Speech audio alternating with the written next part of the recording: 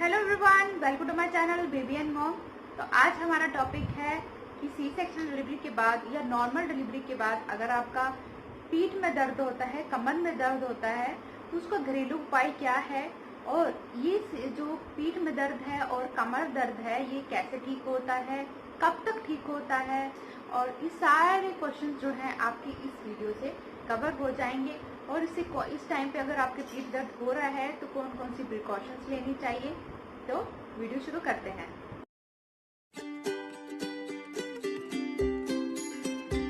तो आज हमारा टॉपिक शुरू करते हैं कि अगर आपकी नॉर्मल डिलीवरी हुई है या सी सेक्शन डिलीवरी हुई है तो उसके बाद जो कमर का दर्द होता है, जो बैक पेन इशू होता है, ये कब तक रहता रहेगा और इसका क्या कोई घरेलू मतलब घरेलू में घर पे रह के आप कोई इसका उपाय कर सकते हैं इस चीज को कम करने के लिए, जिससे आप कंफर्टेबल होके अपने बच्चे की केयर कर सकें।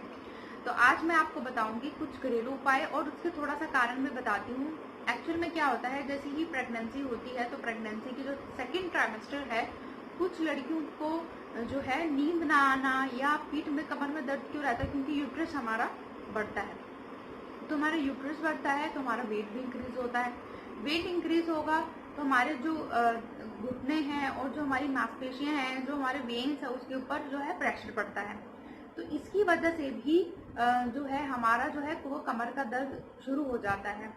बट ये सब जो चीजें होती हैं ये प्रेगनेंसी होने से पहले और प्रेगनेंसी के बाद, मतलब डिलीवरी होने के बाद भी कंटिन्यू रहती हैं। तो इसका एक दो कारण ये भी होता है कि जो हमारे हार्मोनल चेंजेस होते हैं, जैसे कि रिलैक्सिन नाम का, प्रोजेस्टेरोन, ये दो तरह के हार्मोन्स जो होते हैं जब प्रेगनेंसी होती है तब बनते हैं।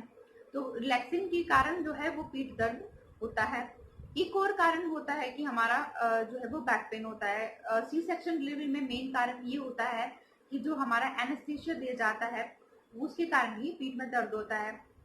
मुझे जो है मैंने एपिड्रिल दिया था नॉर्मल डिलीवरी के लिए। आपने मेरी अगर वीडियो देखी हो तो आपको पता ही चल जाएगा उन वीडियोस में कि मेरे को जो है नॉर्मल डिलीवरी का पेन भी मैंने सहा था, बट कुछ ऐसी सिचुएशन आ गई थी कि हमको सी सेक्शन करना पड़ा था। तो उसके लिए मुझे एपिड्रिल लगाया था कि मेरा पेन को कम किया जा सके।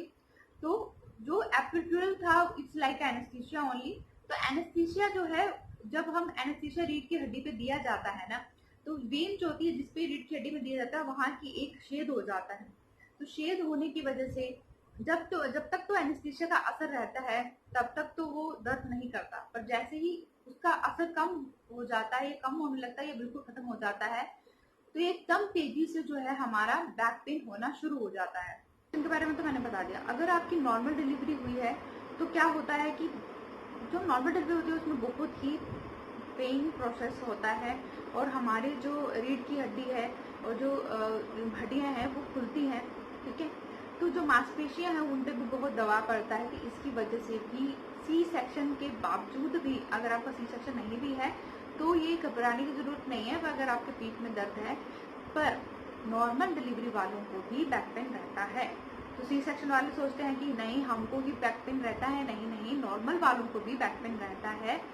तो अगर आपकी नॉर्मल डिलीवरी हुई है और आपका बैक पेन है रहा है तो इस as compare to C section ये होता है कि it can be covered easily diet अच्छा लेने से, एक्सरसाइज करने से।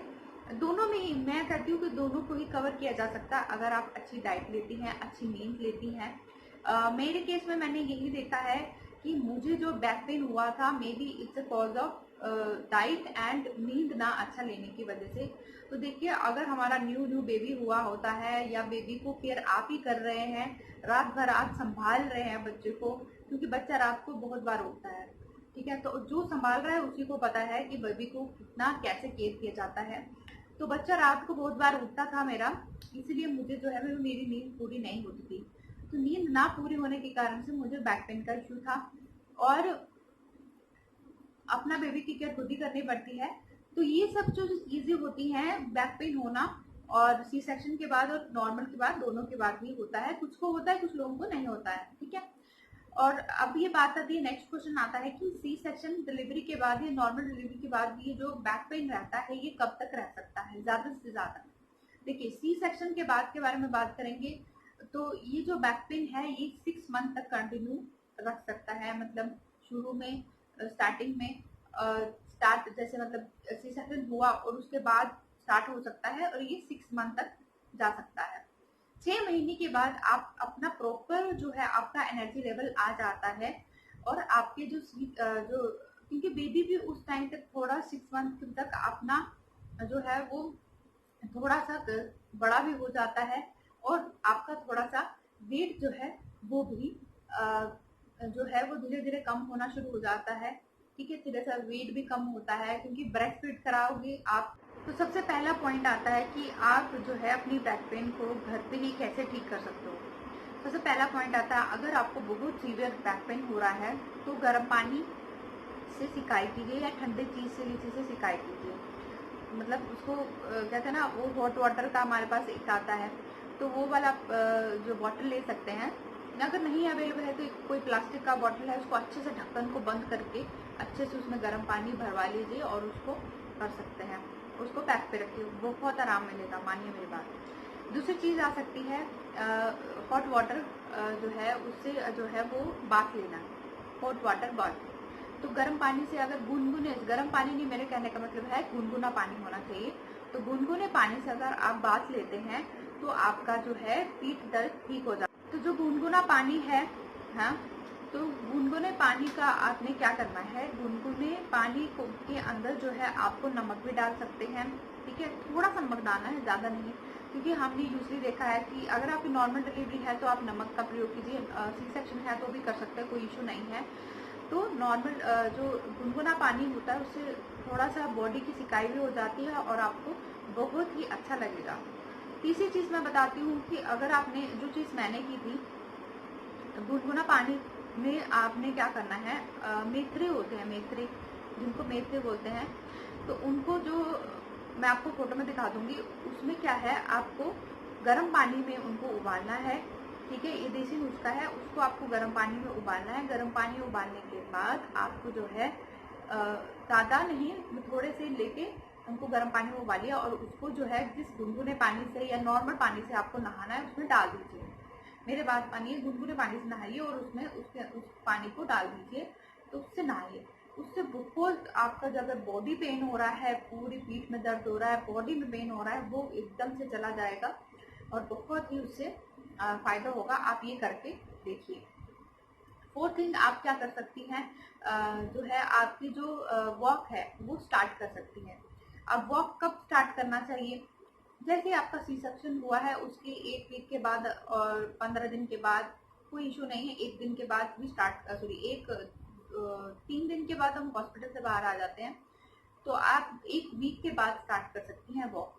तो वॉक कीजिए और उसके 3 मंथ, 3 मंथ या 3.5 या 4 मंथ के बाद आप लाइट वेट एक्सरसाइज स्टार्ट कीजिए, पैल्विक एक्सरसाइज। देखिए मेरे चैनल पे आपको सब कुछ मिलेगा, एक्सरसाइज टू योगा, क्या डाइट लेनी है, कैसे इंटरनल और एक्सटर्नल, इस सारी वीडियोस आपको सी सेक्शन से रिलेटेड मिल जाएंगी।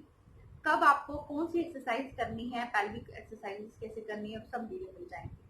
देखो सब लोग इसी के बारे में बातचीत करते हैं, पर मैंने इसके ऊपर वीडियो भी बनाई है, आप देख सकते हैं जाके। ठीक है, उसके बाद आती है बात आपकी एक्सरसाइज की, तो मैंने आपको बता दिया। उसके बाद कुछ लोगों को बहुत ही कमर दर्द होता है, तो आप जो है कोबरा पोज का एक योगासन होता है, आप मेरी योगा की वीडियो पर जाके देख सकते हैं, वो स्पेशली की जो कमर दर्द वाले लोगों के लिए बनाई गई है। जो वो कोबरा पोज होता है वो आप कर सकते हैं, उस पोज से भी काफी जो बैक पेन है उसको भी रिलीफ मिलता है। मुझे जब भी होता है मैं उस योगा को ट्राई करती हूँ और हमेशा उससे फर्क पड़ता है। नेक्स्ट चीज आपको क्या करनी है, आपको एकदम से, जैसे आपका देखो मतलब डिलीवरी हुई, डिलीवरी के एकदम आने के बाद ही आपको काम करना स्टार्ट नहीं करना है, बिल्कुल नहीं, एकदम से काम करना स्टार्ट नहीं करना है। घर का आपको बहुत ही केयर लेनी है, किसी की भी हेल्प लीजिए, कुछ भी है अपनी बॉडी को रिगेन, 6 मंथ तो आपको रिगेन करने में लगेगा ही लगेगा। कोई हेल्प करे ना करे, आपको तब भी अपनी बॉडी की केयर खुद करनी है। जब आपकी एनर्जी वापस आ जाएगी तो आप अच्छे से काम कर सकेंगे। कोई भी भारी सामान नहीं उठाना है, ये काम बिल्कुल भी तो नहीं करना है। नेक्स्ट चीज आपको जो सी सेक्शन डिलीवरी में बैक तो नेक्स्ट पॉइंट आता है कि बेबी को ब्रेस्ट फीड कराने, तो बेबी को जो है आप एक ही पोजीशन में, मतलब एक ही साइड पे ऐसे फीड करवाते रहते हो और ऐसे झुके रहते हो या ऐसे झुके रहते हो, तब भी आपकी कमर में दर्द होगा, राइट पोस्चर ना होने की वजह से होगा। जब भी आप अपने बच्चों को फीड करवा रहे हो तो पीछे की साइड 2-3 पिल्लोज हमेशा रखिए और उससे सटा के ही बैठिए, ठीक है। और अगर आप अपने बेबी को फीड करवा रहे हो तो आपको क्या करना है, अपने इतने लेवल के, मतलब ब्रेस्ट की साइज से पास ही जो है पिल्लोज रखने हैं। नहीं तो फीडिंग पिल्लो आप अगर ले सकते हो तो, अगर नहीं ले सकते तो पिल्लोज को रखिए इतनी सी हाइट पे और बेबी को ऐसे रख के या ऐसे रख के फीड करवाइए, जिससे आप कंफर्टेबल फील करें। कोनी को ऐसे रखिए और यहाँ पे भी पिल्लो रखिए तो इजीली कंफर्टेबली हो जाएगा, तो आपको ज़्यादा बेंड नहीं करना पड़ेगा। तो ऐसे ही फीडिंग पिल्लोज भी आते हैं, वो भी आप बाई कर सकती हैं। और है कि आपको सी सेक्शन के बाद जो है और क्या केयर लेनी है, आपको सी सेक्शन के बाद जो कमर दर्द होता है उसके लिए ज़्यादा स्ट्रेस नहीं लेना है कि मैम मेरा दर्द नहीं जा रहा है। और मेरी एक सब्सक्राइबर है, उन्होंने मुझे बोला था कि मैम मैं शेप में वापस आ जाऊंगी कि नहीं। सब कुछ हो जाएगा, प्लीज़ 6 मंथ तक रिलैक्स रहिए, अपने बच्चों को फीड करवाइए, कुछ भी नहीं होगा, सब ठीक होगा। नेक्स्ट थिंग, अगर आप चेयर पे बैठते हैं तो चेयर पे बैठते टाइम आपको क्या करना है, चेयर पे बैठते टाइम आपको बिल्कुल भी अपने जो है पैर जो है ना वो चेयर से नीचे लटका के नहीं रखने हैं। अगर आप लटका के रखोगे तो आपको हमेशा बैक पेन की इशू रहेगा, लटका के नहीं रखना है। और चेयर पे भी बैठना है तो कुशन्स लगा के ही बैठना है, अगर आप कुशन्स लगा के नहीं बैठोगे तो आपके हमेशा बैक पेन रहेगा। नेक्स्ट पॉइंट आता है, आपको कंफर्टेबली पोजीशन पे सोना है, बिल्कुल भी आपको जो है अपनी कमर को सीधा रख के सोना है। कुछ डिपेंड करता है आपको किस चीज़ में कंफर्टेबल लगता है, तो मैक्सिमम जो है आपको जो है कंफर्टेबल पोजीशन में ही सोना है। पतले तकिए का यूज़ करें, उसको लेग्स के बीच में रख सकते हैं या सर के पीछे जो है पतले तकिए का यूज़ करें। बच्चे को बहुत देर तक गोद में रख के अगर दूध पिला रहे हो तो बिल्कुल ना करें, ठीक है। तो इन सब बातों का ध्यान रखना है। नेक्स्ट थिंग जो मैंने की थी कि आपको जो है अपना मालिश ज़रूर करनी है। तो मालिश अब नॉर्मल डिलीवरी है तो 10 दिन के बाद कर सकते हैं, अगर सी सेक्शन डिलीवरी है तो आपको जो है 1 महीना, देखो ये डिपेंड करता है आपके जो स्टिचेस हैं वो कितने कवर हुए हैं, ठीक है।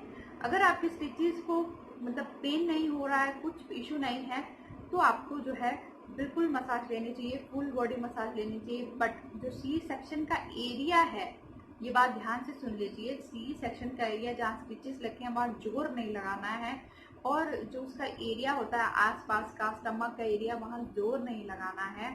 अगर आप वहाँ पे ना भी करें तो चलेगा, बट आपकी जो पीठ है बैठ के करवा लीजिए किसी से, अपनी लेग्स की मसाज करवाइए, पीठ की मसाज कराइए, हैंड्स की करवाइए, उससे आपको रिलैक्सेशन मिलेगा और आपकी जो है रिकवरी इजली होगी। और नेक्स्ट में मैंने यही बताया था कि आपको अपनी डाइट प्रॉपर लेनी है। वॉक स्टार्ट कीजिए, वॉक स्टार्ट करने से क्या होगा, आपका वेट भी कम होगा। तो आपको जो है अगर सी सेक्शन के बाद अगर बेड से उठना भी है तो एकदम झटके से नहीं उठना है। उठते टाइम आपको जो है अपनी पहले मतलब ऐसे सीधे सोए हैं तो उसमें साइड में होके फिर पैरों को लटका के उसके बाद अपनी कोहनी से जोर लगा के उठना है, या किसी हेल्प ले लीजिए तो वैसे ही उठना है। नेक्स्ट पॉइंट आता है कि आपको अगर अपना बेबी उठाना है तो बेबी को एकदम पास जाके उठाइए और एकदम अपने घुटने मोड़ दीजिए, जो है एकदम कमर को नहीं मोड़ना है, घुटने मोड़ के ही उठाइए। उससे जो है इजीली बच्चे को उठा सकते हो और आपके बैक में इशू नहीं होगा, ठीक है। तो ये सारे पॉइंट्स थे जो आपको केयर लेने हैं। ब्रेस्ट फीड अच्छे से करवाना है, ब्रेस्ट फीड करवाओगे तो स्टमक जो अगर आप कम करना चाहते हैं वो भी होगा। डाइट अच्छे से लीजिए, प्रॉपर स्लीप लीजिए और स्ट्रेस बिल्कुल ना लीजिए, कुछ नहीं होगा, आप रिकवर करेंगे, मेरी बात मानिए। और वॉक स्टार्ट कीजिए, फील हैप्पी, सब कुछ अच्छे से हो जाएगा, कुछ टेंशन लेने की बात नहीं है। और मेरी चैनल पे वीडियो ज़रूर देखिए, आपको बहुत सारी हेल्प मिलेगी। अगर आपको कोई क्वेश्चन है फिर भी तो आप मेरे को कमेंट बॉक्स में पूछ सकते हैं। एज पर माई एक्सपीरियंस मैं आपको ज़रूर आंसर करूँगी। और मेरे चैनल को सब्सक्राइब करना मत भूलना। Thank you so much, bye bye.